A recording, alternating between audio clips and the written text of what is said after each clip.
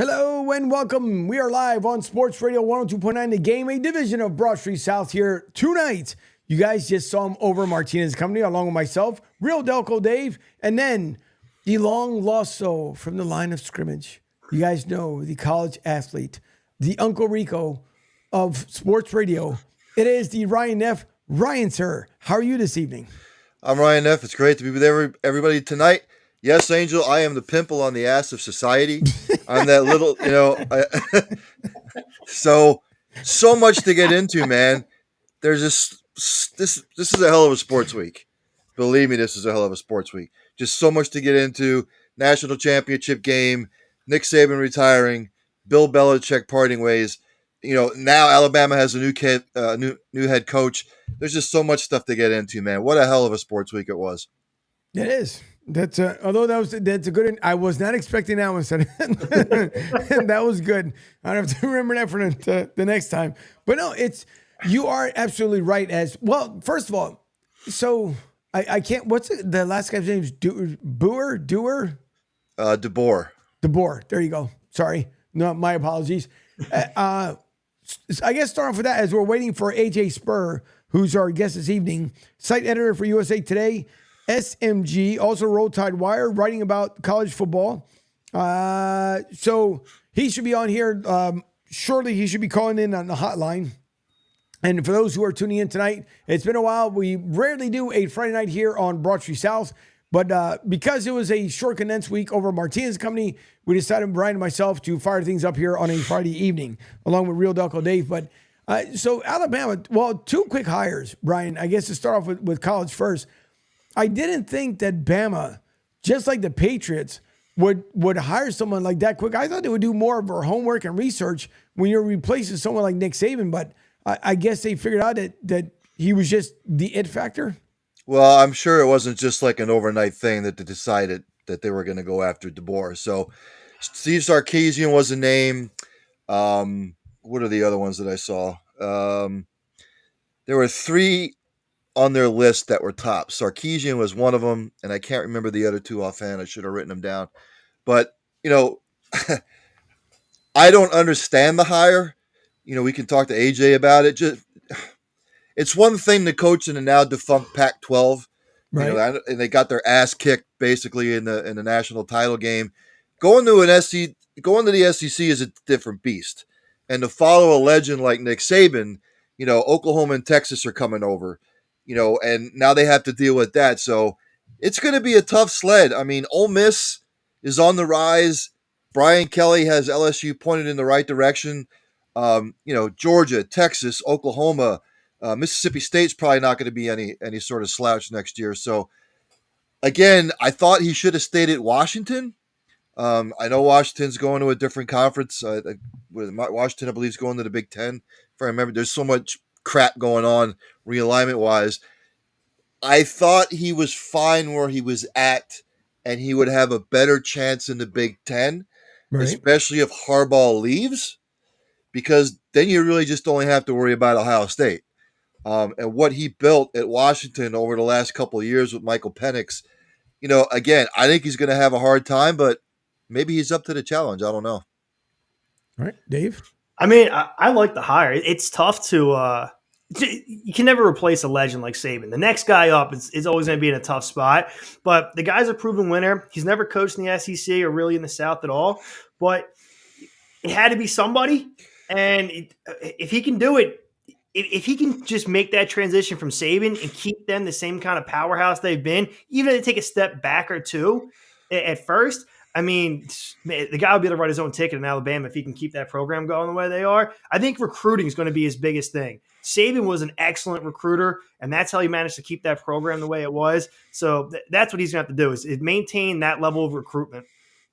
And again, it was Steve Sarkisian that they went after from Texas. He stayed put. Dan Lanning from Oregon, he stayed put.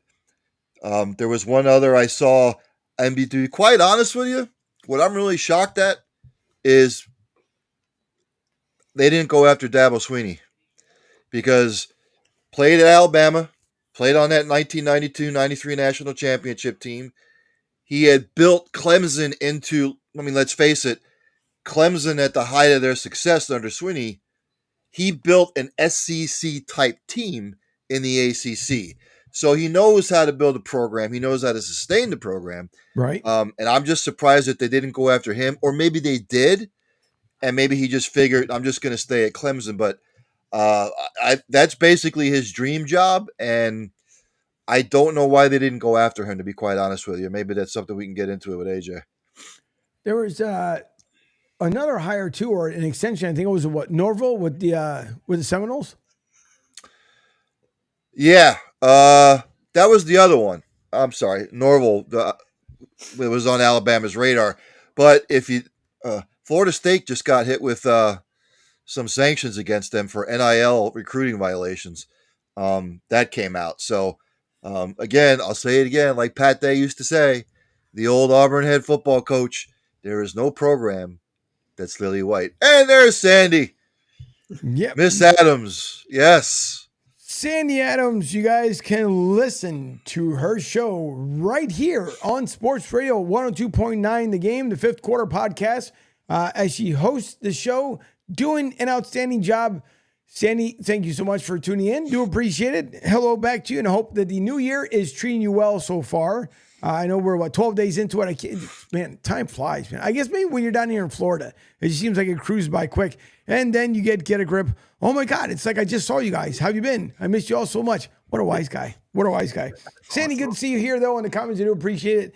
Tuning in from LinkedIn. And yes, we were just over on Martinez and Company on TBSN from 6 to 8 p.m. And then you get a bonus show here on Broad Street South on Sports Radio 102.9 The Game. As it's just been a week of shows and a week of long hours as far as work. But we are here. Also, other than on the college side, kind of surprising, I guess, somewhat, you got the assistant GM from the 49ers now being the GM with the Commanders. And I'm kind of almost surprised, I guess, that San Fran decided not to keep him. But I would think now that the Commanders are going to get a lot better. Yeah, they probably are going to be a premier destination now. I think that he's going to be able to pick his own head coach. They got a ton of cap space, number 2 overall pick. Like that's a location that's a job that coaches are going to want now, especially with Snyder gone. Yeah, I don't know about that. Yeah, Snyder's gone, and of course, going after a new head coach, the whole 9 yards. They have the GM in place, but look, Sam Howell's not the answer at quarterback. Anybody that's watched him play over the last couple seasons, he's just way too inconsistent. Again, Eric Bieniemy, is he going to be going for a head coaching spot somewhere? Is he going to stay as the offensive coordinator? I don't know. That crap hire that they had in New England. I get why they did it. It was a little bit in-house, but come on, man. I mean, Eric Bieniemy would be the right kind of coach for that kind of culture. He knows how to build an offense. He knows how to coach a football team. He knows how to put talent together. He knows how to handle that talent. So, I mean, I don't know. The NFL baffles me year in and year out when it comes to the whole coaching carousel. What if Vrabel goes to Washington? I think that'd be a great pairing if Vrabel goes to Washington. I don't know what Vrabel's going to do. Remains to be seen. He's coming to Philly. Michelle Haynes Manley, good evening. Let's go Eagles, and Dallas still sucks. Other than that one, and Sandy said it's freezing cold here. Sandy, I guess you don't want to hear 74 degrees right now here in the Tampa area. So where's Sandy at? In Tennessee. Yeah. Oh, okay. Let's say it's really cold here too, Sandy. The high's like -5 tomorrow here in Lincoln. Sandy's in Memphis, Tennessee. Yeah, she sure is. And as I was pointing down, yes, that was actually pretty good, but it's actually because I think Mike Vrabel went up in Philadelphia, but said, "Good evening, let's go." And yes, Dallas still sucks. We do. Oh boy! And here we go from the Get a Group. Jim Bob Cooter should be the next head coach for Washington. What do I know? Why do I even put Get a Grip up there? It's beyond me. But anyways, no. Listen, I mean, someone who was it? Pete said this morning, I believe that he would see. Mike Vrabel ended up over at as the Patriots general manager, but I don't think he wants to be a GM. I would think he would be a head coach. Or am I wrong, Ryan? Well, I mean, I don't know. I don't know what he's going to do. He'll be on some people's list to be a head coach. He'll interview, and then maybe Robert Kraft says, "Hey, look, come on over, be the GM for a while, take a break from coaching." That's what John Lynch had. Didn't have any GM experience. They brought him over, so we'll see. I don't know. It's just the state of the NFL sometimes. I just don't get it sometimes. So. Jim Harbaugh is going to be on high on everybody's list. Is he going to go to the Chargers? Is he going to go to the Bears? Is he in play for some of these other teams? So, again, we'll just have to wait and see. Vrabel played at Ohio State. Would he accept maybe a defensive coordinator position with like one of the Ohio teams? I don't know. Remains to be seen. So, but again, some of these hires, I've got to raise my eyebrows at. I think Chicago is the most interesting one because I have no idea why they cleaned everybody else out but kept Eberflus. That doesn't make any sense to me. That one doesn't there. None. And if you're going to keep Eberflus, you might as well keep Justin Fields. Yeah. Because be careful. And I just saw something that the only reason what it was that Caleb Williams said. Let me pull it up. Talk amongst yourselves.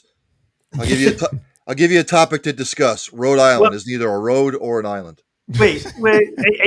Caleb Williams said that he's waiting to see if the Bears are going to trade the number 1 overall pick because he wants nothing to do with Chicago. So if they're going to take him with 1, he wants to return back to college. Yeah. Imagine that. Imagine that. A la John Elway didn't want to go to the Colts back in the Chargers. Eli Manning didn't want to go to the Chargers. Right. So here we all over again. So the hell with him. Screw him. If that's the kind of attitude he's going to have, I wouldn't draft him, period. So here's my other thing, too, then, because the other surprise move was Pete Carroll, I guess, decided he wanted to hang up the cleats, per se. He said he went out on the last game at home after the game was over, looked on the field, and I guess that was a telltale sign of him saying that pretty much it was enough. And nothing ever came, Ryan, which I was kind of surprised with USC. I mean, nothing ever kind of came about it when he was, gone from there. So what would be, I guess, the next move for Pete? Does he stay in the front office? Does he go elsewhere? I mean, does he take a year off and figure out what he's going to do next? I mean, Pete's in his early 70s. I know he said he still wants to coach. Mm-hmm. But, I mean, where's he going to go? I mean, I do not know where he would go. Would he go to, again, Chicago's looking for a head coach. The Chargers are looking for a head coach. And I'm here on record to say I think Harbaugh is going to be the next coach of the Chargers. He's, basically from the area. So, but as far as, maybe Carroll joins one of the networks as an analyst for a year, maybe takes a year off. But look, man, he's in his early 70s. Saban's in his early 70s. Belichick's approaching early 70s. So, maybe Pete Carroll doesn't relate to this particular generation of football players. I don't think Nick Saban did.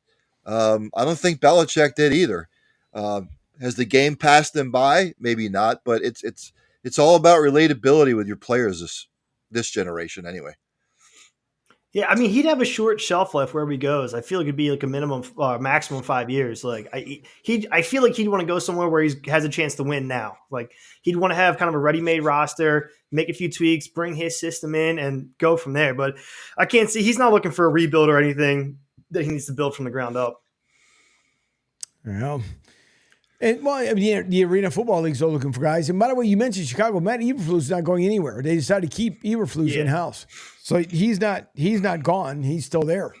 And just remember, Pete Carroll is from the San Francisco Bay Area, so would he take a coordinator's position somewhere? I don't know. So I don't think he'd take a coordinator. Maybe move to a front office somewhere. That's what I would think. Yeah. If he did want to go back to the Bay Area, I don't know if he wants to work with the Niners, have him bring him in some kind of consulting role or VP or something, and he's just there kind of, just helping out. I don't know. He has a ton of energy, and he did say he wants to keep coaching. I just don't know where he would go because, again, it'd have to be a short shelf life. I can't see him coaching more than 5 more years. And he does have Patriots ties. So, maybe Robert Kraft reaches out and says, hey, why don't you come over here and GM for me? So, again, the carousel will continue to turn and spin these next couple weeks. who else am I thinking? So you got Seattle. Obviously for Atlanta, we'll be looking for a new head coach. And Fantasy players everywhere rejoicing that Art Smith is no longer the head coach of the Atlanta Falcons. Yeah. And it was, you know what? You mentioned it, and there was a thing. Oh, what was it? There was something about one of the teams or something was brought up, and I can't remember if it was Pete may have brought it up a couple of days ago. Somebody like the NFL, and I agree with them, some to the extent where they don't care about fantasy football, whether they like. There was something like there was a GM fired from some fantasy football thing or whatever it was, and the guy was like, "What do we care? We're not here to amuse you in your fantasy football. You know, it's fantasy football. I don't care about your stats or anything else. You know, what I care about is my stats on the field." Yeah, it's going to be a little bit too much. Go ahead, Dave. Yeah, no. Well, it's funny because Art Smith, he always came out. I was like, I don't care about your fantasy football stats. I'm coaching to win games, which is all well and good. But the way you win games is by getting your best players the ball and putting them in good positions to succeed on the field. And he just refused to do that. He had his top 10 tight end running as a decoy like 50% of the time. He was still feeding Tyler Algier, 5th-round pick, Cordero Patterson, when he had one of the best running back prospects of this generation out there. Like, Drake London was an afterthought. Like, I get that they don't care about fantasy football stats, but to win real games, you still want to get your best players the ball. Correct. Well, and the other thing too is the quarterback position for Atlanta was just, not there. And I whiffed on that because I thought Desmond Ridder would have sort of a breakout year. And when he looked good, he looked fantastic. When he looked like crap, he really looked like crap. So they're going to have to get that position fixed as well. Well, yeah. They are. Get a Grip says he's got a couple comments here. First one says, you think Jimmy Kimmel and Aaron Rodgers are friends? Not happening. It's a big fat no. Although someone turned out to be a sellout, in my opinion, Pete would be a great front office staffer.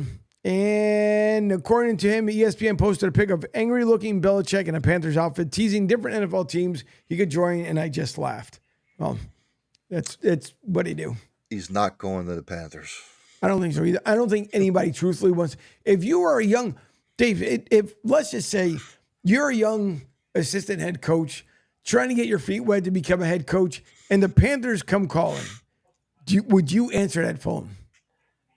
Man, here's the thing. It would depend on what you're motivated about. One, you'd be getting experience being a head coach, but I don't know if anybody wants to work for Tepper, but he'll back up the Brinks truck for whoever he's going to hire. So if you're looking for a payday and some head coaching experience, kind of going in, hey, listen, this isn't going to be an ideal spot, but this might be my only shot ever to get a head coaching spot. Like I may have to wait 5 more years. Like it'd be hard to turn down a head coaching job offer if you're not one of the premier candidates. Some of those up and coming OCs and DCs, like they'll have their pick. They'll have multiple offers. But if you're like, if it looks like you're a couple years away and you're not really like the cream of the crop yet, and Tepper goes, hey, I'll pay you $10 million a year, 5-year contract, so come coach the Panthers.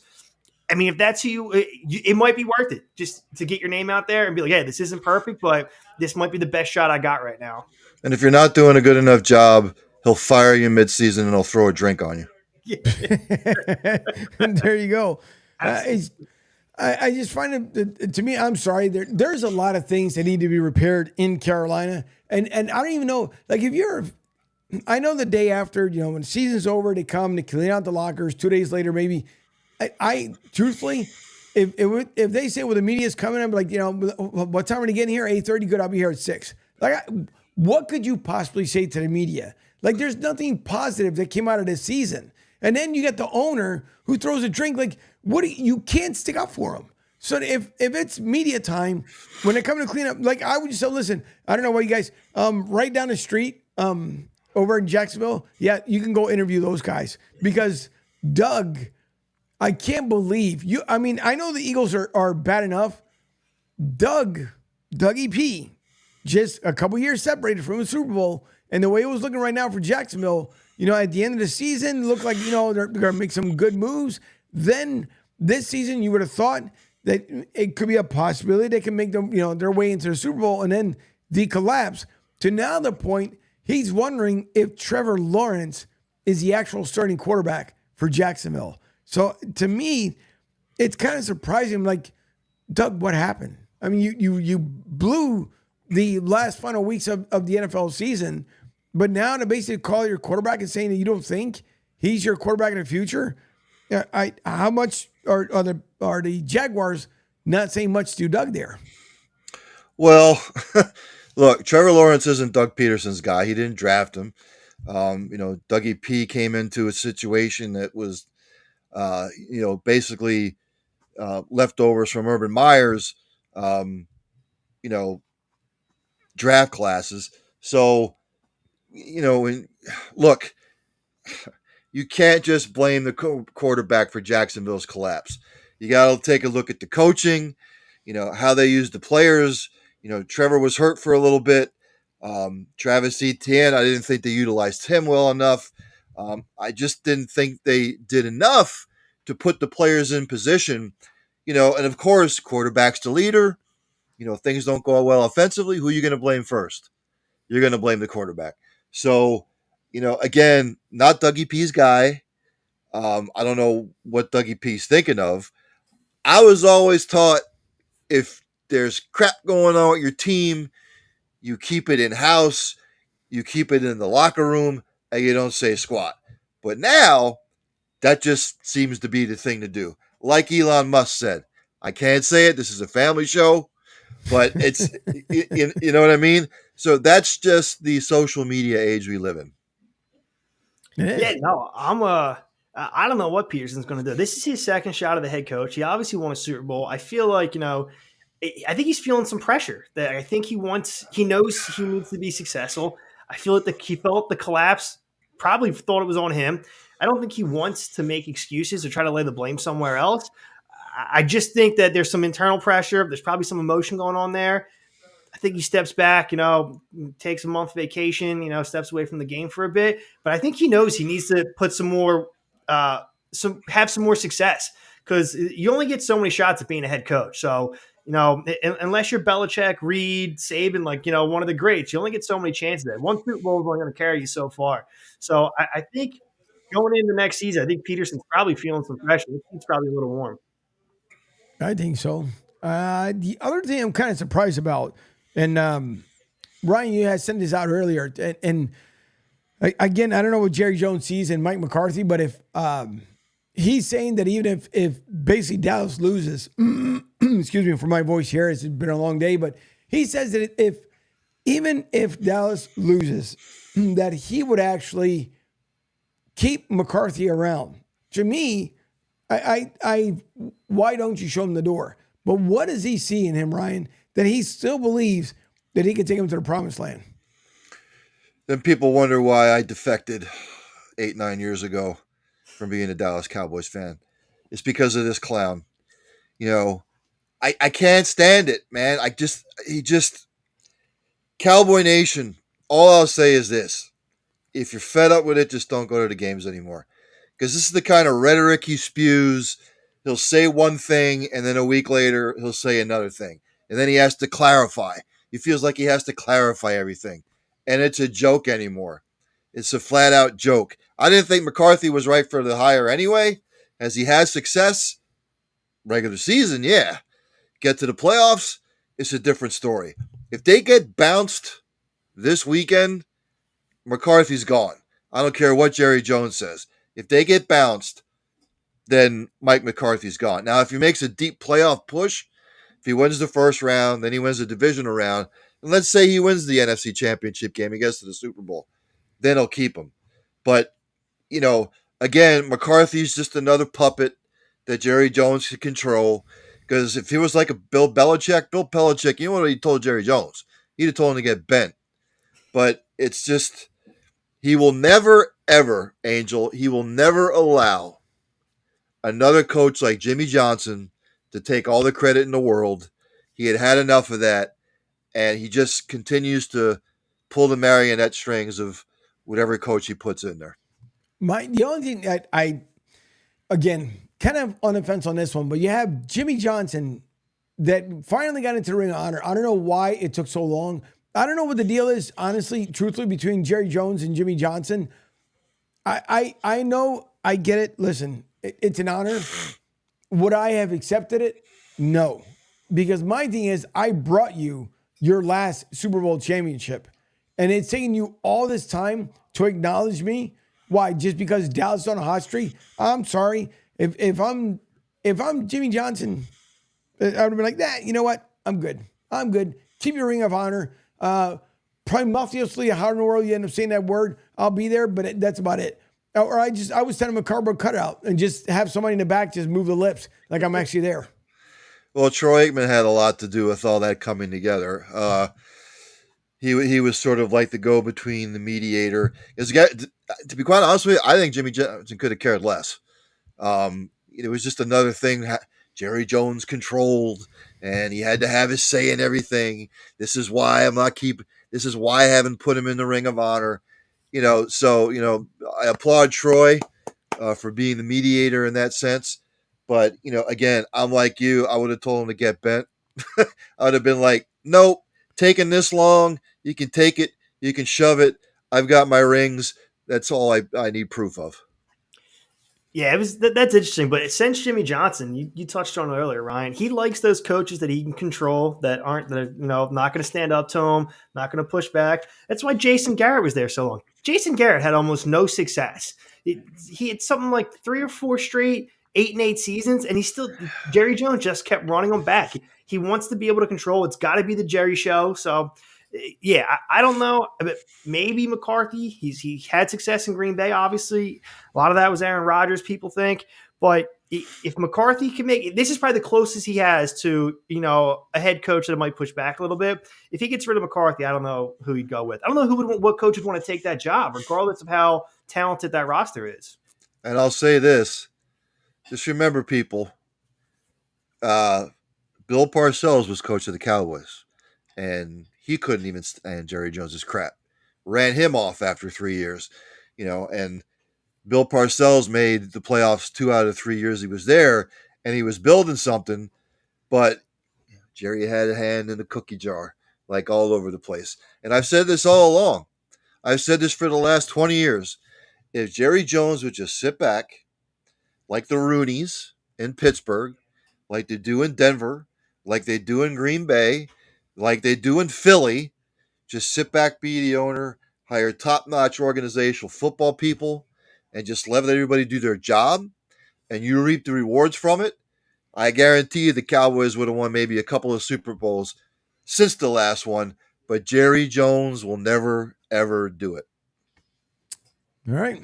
This is kind of interesting here, I guess, somewhat. And I wonder, it's kind of become a head scratcher here. So obviously the NFL and ESPN are advanced talks for a media deal. Now, ESPN, of course, has a sports betting app per se, which the NFL, of course, is making hand over fist money on that one. And I don't know if this is kind of like the save face for the ESPN, because I thought that's why the NFL network was put into place. But according to this article that was just released right before we went on air here at 8:18, it says they say every good ending is both surprising and inevitable. Excuse me. Many will be surprised by the inevitable ending of the effort of the NFL to unload NFL media, along with the effort of Disney to transfer equity in ESPN to one or more of its sports leagues. Andrew Marchand of the New York Post reports that the NFL and ESPN are in advanced talks that could result in the NFL taking an equity stake in ESPN and will give ESPN control of NFL media. I find that quite interesting because, again, what in the world went wrong with the NFL network? Because that was the whole reason why they went around, 24/7, 365 was that whole deal. Now, obviously, ESPN, I mean, for those who don't know, who went absolutely woke, and that's why they're tanking so bad, along with Disney, who also went woke and tanking so bad. So are you looking towards the NFL, by the way, who also went woke, to save your woke company? So woke plus woke plus woke equals what? Go broke. Exactly. So to me, it makes absolutely no sense for this stuff. And that's why, a week ago, however long it was, where I went freaking bananas on the stupid hats, because it's enough with the messages on every single thing. Go back to the way it was. It really irritates me that you could put on the back of a helmet, stop hate. But when Dallas Cowboys asked for 5 officers that were slain, and they wanted to do right by them by putting their names on the back of their helmets. Oh no, NFL, we can't do that, but we can keep telling everybody to stop hate. You know, the more you put messages out there, the more negative consequences it has. It's not positive because everybody's just, they're tired of it altogether. So keep putting that rhetoric out there. No one really cares. But I just find it interesting that the NFL all of a sudden decides they want to have this major take inside ESPN just to kind of save them, because everybody knows, even Pat McAfee, which I'm really surprised with the whole thing, the way it went down. But then you call out the execs over there at ESPN. But boy, that money must really freaking talk. But boy, did you do a 180 and told Aaron, oh, here comes Amtrak, here comes Greyhound, here comes Trailways. Oh, buddy, TWA, I'm bringing them all back. You're being run over, slammed over, and everything else. And then for him to turn around and say, I'm so glad that we're no longer doing the Aaron Rodgers experiment anymore. Really? Because you guys had no problem with it whatsoever at all. It just, it cracks me up with the nonsense that comes out of that freaking network. No, AJ, let's go Eagles, trying to find AJ Brown and hope Jalen Hurt can throw a football. Listen, I agree, cuz I agree 100%. And I don't know if it's going to happen. It'd be interesting. We haven't even gotten into the Eagle segment yet. And believe me, I think we had enough of it over Martinez and company had where it just, I'm not finding the actual win. But it just, David, I really don't understand. The NFL keeps putting themselves in a rabbit hole, and they keep digging into that rabbit hole. So Get a Grip has that comment, and this is what I was going to bring up. So that was an awesome troll job by McAfee. He goes on there. He goes, hey, Aaron Rodgers isn't coming on for the rest of the season. They yada, yada. Let's get back to sports and football, all that stuff. And people were like saying a lot of stuff like, oh, he caved. The very next day, Aaron Rodgers was on the show because he was like, oh, the season's over. That's all he was doing. He's like, he's done for the season. Oh, now it's Aaron Rodgers off season. He's back on. I thought it was a great troll job actually by McAfee. I thought it was hilarious. I just some of this stuff, and for the fines you have to pay, because apparently he can say whatever he wants to, which I learned this as of recent, but he can curse and say whatever he wants to on the network, and they'll pay for the fines. So again, how desperate is ESPN? And again, I thought Pat should have stayed right where he was, because his deal that he was about to get was paying a hell of a lot more than ESPN was. And I understand you wanted to go over there because, it puts you in a bigger picture, a bigger spectrum, but you grew something from nothing and had millions upon millions of followers. So why don't you just stay the course of where you were? Now you got to deal with the corporate world, but anything in this world anymore, what used to be right is wrong. What's wrong is still right to be wrong, because you can't be wrong anymore in this society, and you can do whatever you want to. By the way, St. Paul, congratulations on that mess that you guys created out there. That whole woman council, and they said every problem that happens in the future, it's a white man's fault. Again, you guys want to turn around and you want to say that you want to cure everything in this world, but you guys are bringing more hatred than anything else. I am dumbfounded when it comes to this society. You guys voted for it over 3 years ago, and you better hope that once again you change your course, because if not, it's going to be people against people against people. Remember that all of us here in the U.S., we used to talk about that with third world countries. Welcome to the new third world country that's called the USA. Nothing? Nothing? I mean, okay. You're not wrong, Angel. I agree with you, man. They like you said, go woke, go broke.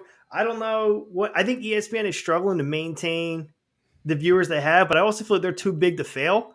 So and if they're going to partner up with the NFL and take over the NFL's media stuff, like, again, the NFL is not going to win. The NFL is not going to fail. They can do no wrong. Like, neither one of them is going away. So that's why they can do whatever they want. Well, and just remember, ESPN has a huge contract with the SEC as well. Right. The biggest football conference in America as far as college goes. So I don't know what kind of angle they're trying to go for. They got rid of a lot of, the old hat as far as the broadcasters go. And, Pat McAfee is the new wave of it. So, and I still don't think that the cuts are done over at ESPN. I hear Stephen A. Smith might be out the door at some point. Couple others might be out the door. So it remains to be seen what's going to go down there. But ESPN is, can we? No, I wouldn't even say it because that's slander. What? No, could they be the Saudi Arabia of the sports entertainment? But that's not slander. I mean, you look at Live Golf. Oh, look how much money's being dumped over there coming from the Saudi side of the house. They got money. I mean, obviously they're putting their money to work. They're getting all these, the talents from the U.S. Just like you have athletes that come over from, the eastern side of the world to come play on the western side. So there's nothing wrong with that. AJ says, how in the hell are they going to play football in Kansas City? They may not even have the electricity in that blizzard. Yeah, it's going to be crazy. It's something like there's going to be 30-mile-per-hour winds. It's going to be negative temperatures. It's going to be wild out there. Yeah, that's going to be interesting to see how that goes down. Well, I think the snow will be over. By the time it's just going to be cold. Yeah, so, and real windy. How the hell did they play the Ice Bowl in Green Bay back in the 60s? How did they do that? How did they play the AFC Championship game in 82, 83, I think it was, in Cincinnati? It was San Diego against Cincinnati, or wait, that was 81, 82. Go back and take a look at that game. It was like negative 40-some degrees, at kickoff. How did they play that game? So they'll play the game. All right. AJ says, speaking of third world countries, this football game in Kansas City tomorrow ought to be interesting. Yeah, it should be. Get a grip. Angel is showing off that he has a spicy pepper tonight, like Dr. Pepper commercial. Oh, brother. Oh, boy. I tell you what. Get a grip. Really? I just, to me, the NFL putting her hands on a lot of stuff. By the way, and still thrown out there, some of this officiating, come on now, it's starting to become more and more to fruition that some of these games are being thrown off deliberately because of the betting aspect of the world. Big one being the ESPN betting aspect. And coincidentally, the 3 referees that are in question most of the games for ESPN. So you got all this stuff eventually comes, whatever you do in the dark will come to the light every single time. Yeah, that is interesting, actually. The gambling aspect of it and ESPN taking over NFL media like that. That's how it's going to happen. You got to think there'd be some kind of conflict there. I don't know. I'm not a lawyer, but it took so long to get for professional sports to embrace gambling. I'm curious to see how that would shake out. I'd love to know the details of that. Here's the thing, though. You could say that about every year in the National Football League, that referees do this, they do that. You could say that about the players. That's been going on since the dawn of sports, my friends. It ain't cheating until you get caught. So that's just the slogan. That's the way it's always been. I know it sucks, but look, look at the 1918, 1990, the White Sox, throwing that game. You had the Boston College betting scandal. If you don't think stuff like this goes on all the time across America in sports, then you're more naive than I thought you were. You're right. No, AJ Lopez follows up with the Buffalo game ought to be fun. Buffalo is bad enough when the weather is good. I think Buffalo could end up pulling it off. Buffalo's going to wax them. Yeah, I think so. Get a Grip also follows up with, this is why fans should stop watching NFL and watch the great sport of sports car racing and NASCAR. Well, that NASCAR is no different. I hate to break the news to you. That segments and all this stuff, they wrecked it. Literally. They really wrecked it. It's not anything like what it used to be before. We go back some 10 years, a lot better. Now, not so much. So I'm not in full agreement with that one. Yeah, there's no sport that's left that's pure. Like, they're all tainted in some way, shape, or form. No. Every single one of them. Also, coming in about 2 hours ago, ticket prices plummet for Dolphins Chiefs playoff game with a bitter cold temperatures in the forecast. You think? So apparently, they're saying you can buy one now for $50. So anybody? Yeah. Anybody. People can't get rid of them fast enough. Because it's not like before. Before, when you played the game, everybody went out there, you froze. Not today's society. It's going to be too cold. you're probably gonna end up with some rowdy fans that more blue collar fans that normally that have been priced out of going to playoff games like that. So now they're like, yo, we'll go out there in negative degree weather because this is the only playoff game I'm ever going to go to. You know what I mean? So you're probably going to end up with a younger crowd and a rowdier blue collar type of crowd.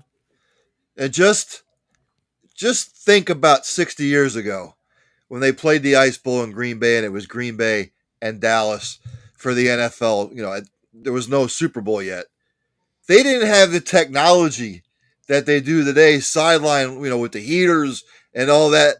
Imagine playing that game when there was really nothing to keep you warm other than what you had on. They were wearing long johns. Right. Yeah. Yeah. Well, I had learned, was it with JP Shepard?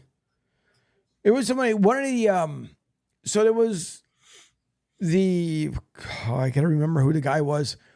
He's with the Lightning organization, but he talked about how, which I found it surprising, back in the day for hockey, like they were talking about the weather today when they go out and play out in the ice and in the stadium, that it's much better gear than what it used to be. He said they used to have, it was feathers that was in the uniform, but when you would sweat, the feathers would get not only heavier, but obviously much colder. And I thought, holy moly, was that interesting? Yeah. That's wild. That's crazy. I mean, there were guys that would take jars of Vaseline and just smear themselves with Vaseline because it acted as an insulant to keep your body heat in. So that's what they would do.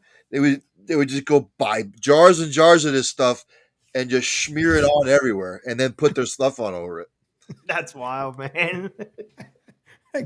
I could make a joke of it. Don't. Family show. Family show. I'm going to leave that one alone. Ah, good Lord. I said all over, Angel. I didn't say specific body part. That's why I'm going to leave it alone. I will leave that one alone.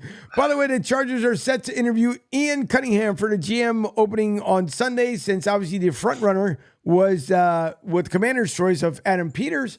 So now they're going after that. And, it's funny because we were talking about so Debbie and I, even before the 6 p.m. show started, we were talking about how there are whiteouts, right, when it comes to snow.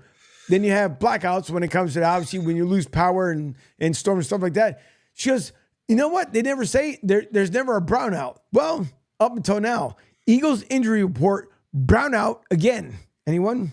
Hurts test finger. So, yeah, you can have a brownout. It's called A.J. Brown out for the game. So, yeah, wait, he's ruled out for the game? Yep. Oh, wow. I didn't see that coming. Oh, well. I thought for sure he was going to play. There's something much broader afoot when it comes to AJ Brown. That whole situation, wow. Yeah. I don't give the Eagles much of a chance, Angel. I'm sorry. In Tampa, they just don't look good.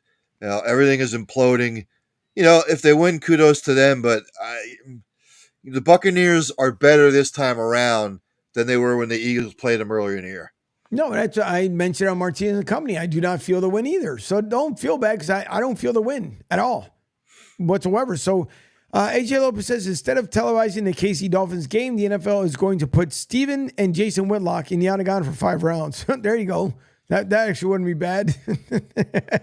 Yeah, that's been all over this week too. This Whitlock versus Stephen A stuff, man. Yeah, it's getting nasty. Yeah, it's like middle school, high school shit. Yeah, pretty much. What I do find interesting, obviously, because you have Odyssey. Listen, a lot of these radio stations are going to go belly up. They started with bankruptcy, and it's only because for the contracts that you used to make way back in the day, they're still paying for it. And now that you have digital sports stations like us right here at Sports Radio 102.9, which is an official digital on-air station, unlike what it used to be before with terrestrial radio, listen, the wave is this way here, is when you create your digital sports station, because it's easier to connect with a lot of people, very low overhead. You pay for it, don't get me wrong, it's not free. You got to, you pay a pretty penny for it, just like the way I did. But at the same time, too, you don't have to deal with the FCC, at least not for the moment. So you can say, whatever you want. But for all these, I think in Philly, it won't be long You figure 94 had put in for bankruptcy. What's the other one there? WPHT, I believe, 1210. They also, I believe, they were Odyssey as well. So I believe they put in, and Nick Cale just got hired there not too long ago. So, they're going to try and straighten out all these contracts. But I think the only ones that may be left in Philly for the moment, if they don't get their book straight, might be 97.5. And it won't be long before even that station may end up going belly up. Yeah, I mean, it's just the world we live in, man. So, with the social media age and the digital age and, everybody going to digital now, like everybody and their brother has a podcast now. Everybody, is a social influencer. I still don't know what the hell that means. I affect society every day I go out and work. You know what I mean? I affect society every time I go to a Wawa and buy a sandwich. So what all this jargon and stuff means, I have no idea. But Angel, AJ Brown missed practice today again, but he has not officially been ruled out of the game yet. Okay, cool. I was trying to find that too to confirm that he's ruled out because I thought it was a little early to be ruled out for the game.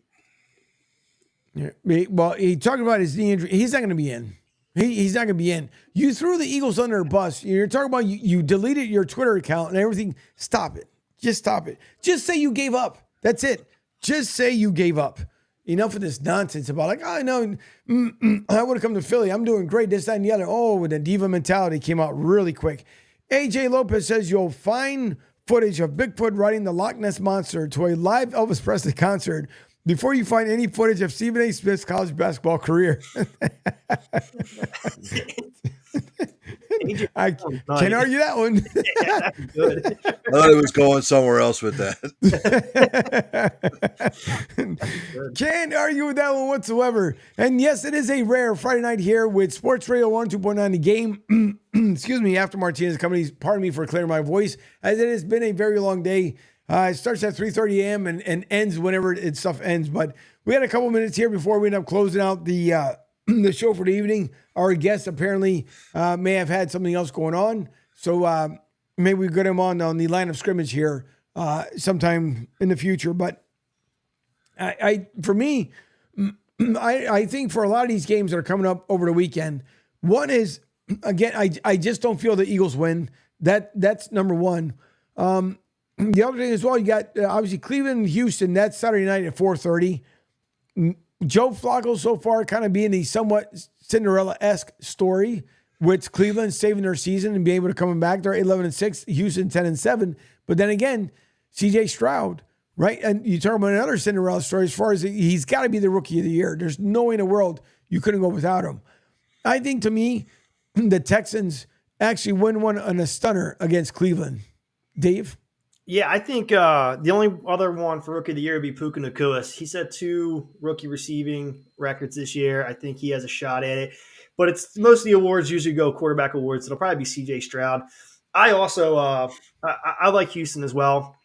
I feel eventually that Flacco match is going to run out. But then again, man, he's still got an arm. I don't know. That's going to be one of the more exciting games. I'm excited to watch that tomorrow. I'd lean Houston, but that should be a fun game. It's going to be indoors, so it should be a lot of excitement. As much as I love the Texans story this year, with that defense that Cleveland has, it travels well. Yeah, look, they beat San Francisco at home. I know San Francisco had injuries. This is all new to Houston. It's a little bit new to Cleveland, but I think Cleveland has a hell of a lot more experience player-wise in the playoffs than Houston does. Cleveland goes on the road. They win handily.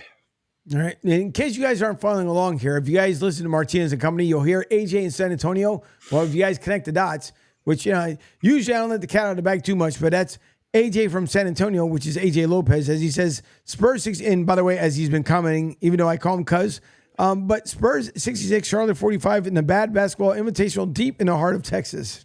Or as they say in Texas, AJ Lopez. There you go.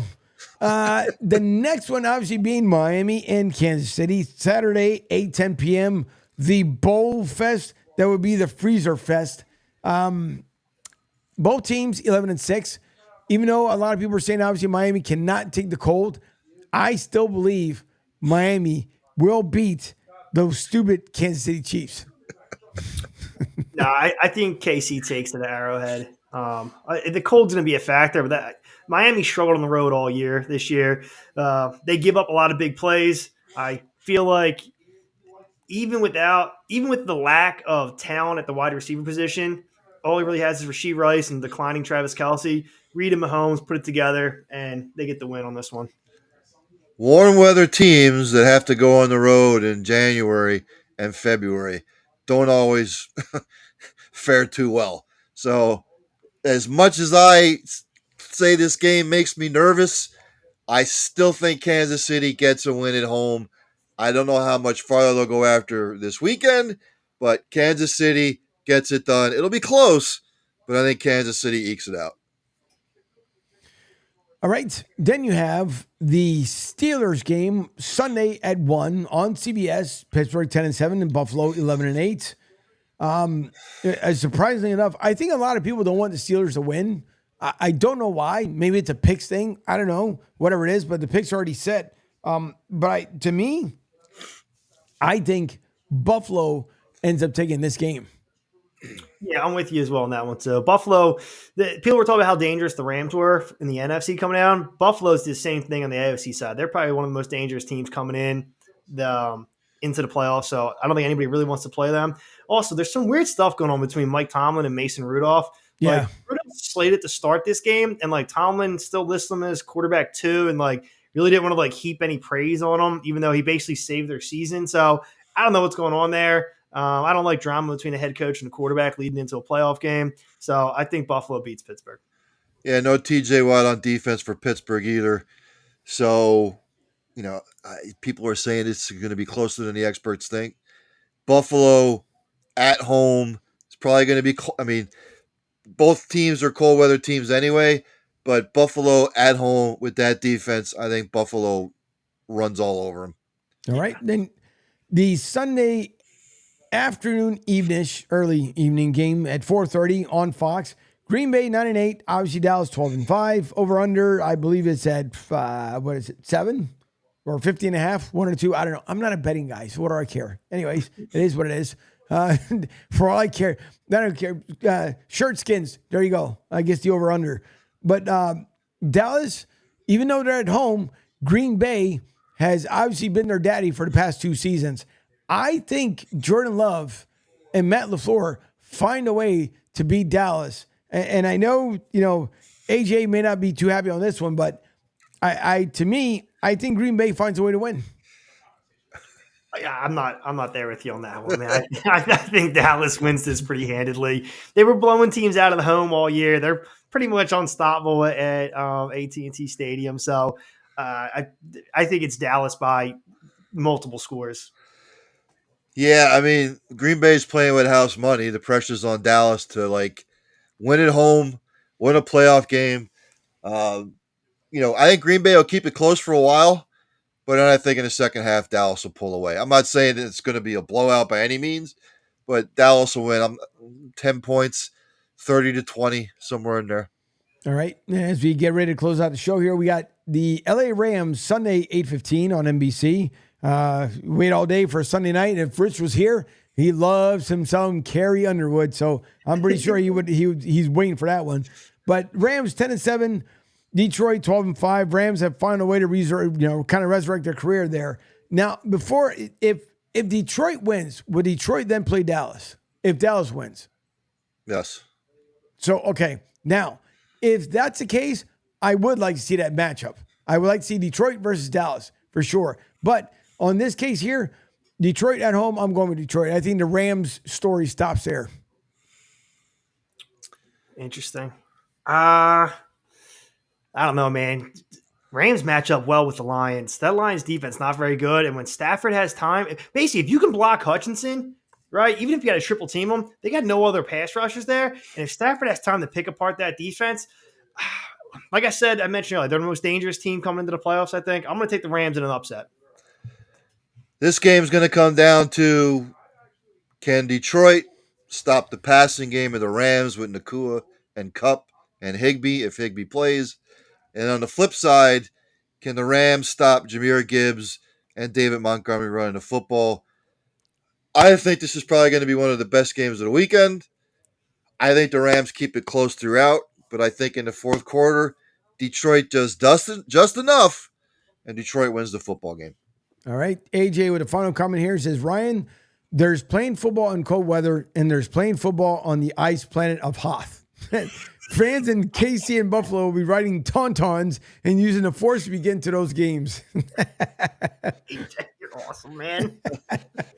And of course, the abominable snowman will be there from Rudolph the Red-Nosed Reindeer, too. There you go. AJ on fire tonight on both sides of the house. He came in late on Martinez coming in and just had a whole slew of them here on Sports Radio 102.9. The game live on Broad Street South. Thank you guys for coming over to extend the warmth. As it was a short condensed week on Martinez Company, we'll be back, of course, over there on TBSN. And then right here, why? Yes, this could be the final comment. Get a grip. Good Lord Almighty. Unbelievable. Excellent work. Yeah, exactly. But we'll be back here next week. Line of scrimmage will be back on Tuesday. You have Lloyd Vance Insiders Football on Monday. He'll recap what went on during the NFL weekend. And then Wednesday, talking hoops right here on Sports Radio 102.9 The Game. Broad Street South on Thursday. And Friday, we'll have to have a discussion for that because my long work hours is making me right now to the point where I really want to just fall asleep at this point. Just fall asleep. I am beat tired. Are we picking Birds Bucks? What? Are we picking the Birds game? Do we really want to? Bucks. I'm going Birds, man. I think the Eagles turning around. Bucks. Okay. All right, I'll be on the island by myself. There you go. AJ says, I'll say this. If the Cowboys pull off a miracle and beat San Fran, I'll personally run naked through the Castro District and roll the dice. But you have to have video, AJ. There's got to be video evidence. Therefore, everybody can end up... what? Or we'll wait for a blizzard in the Midwest, and we'll fly AJ up to the Midwest, and he can do it during a blizzard. There you go. Oh, that would be hilarious. Listen, thanks to everyone, again, who came over from Martinez Company here live with us. All right, Jesus. This wants me to find... And for the love of Christ. Final comment. For the love of Christ. It's going to be a battle to the very end. All right, listen, thanks to everybody. Don't forget, you can download the apps on the Google and App Store. Look for Sports Radio 102.9 The Game. You can also enable it on your Alexa device. Yes, we are available on Alexa. So you can enable it on your Alexa device. So if you're running around the house, you're with the family, wherever you are, you can end up coming in. Good show. Thank you. All right. I should end it there before the next one comes Close in. before Get a Grip gets another one off. All right. Listen, thanks, you guys. Have a good weekend. We'll see you next week.